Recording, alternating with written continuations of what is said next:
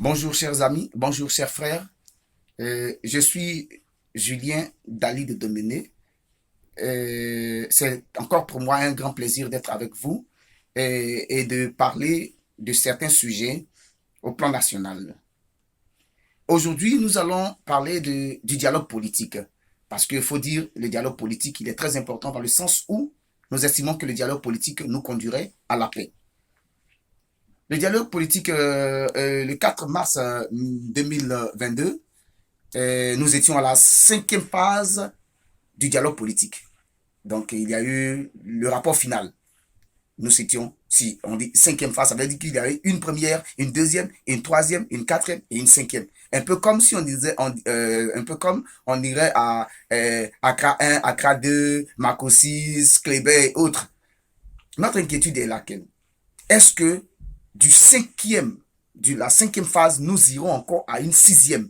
Parce que l'inquiétude est grandissante. Nous sommes en 2022 et 2025, c'est bientôt. Nous allons donc aller aux élections.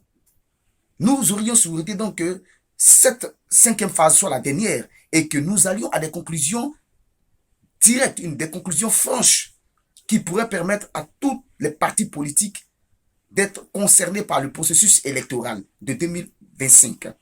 Parce que si nous n'arrivons pas encore à trouver une solution et que nous allons partir de rapport ou de concertation en concertation, finalement, nous n'allons pas aller à la paix. Et donc, est-ce qu'il y aura les élections si nous ne sommes pas allés à la paix?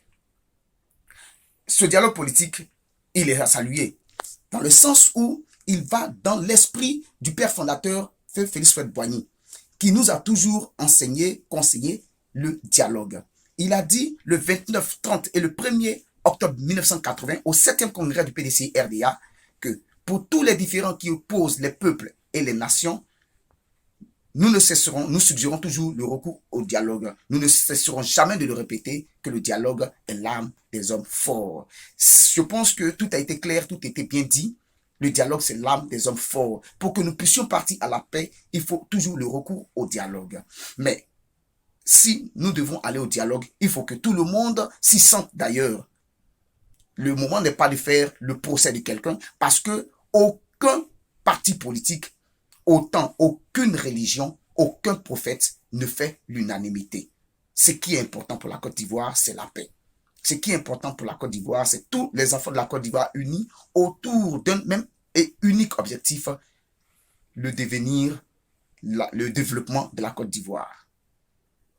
Et nous demandons encore, nous lançons un appel à nos dirigeants d'être sincères, d'être réalistes, d'être objectifs pour que la Côte d'Ivoire aille de l'avant, pour que nous puissions aller à la paix. Je vous remercie.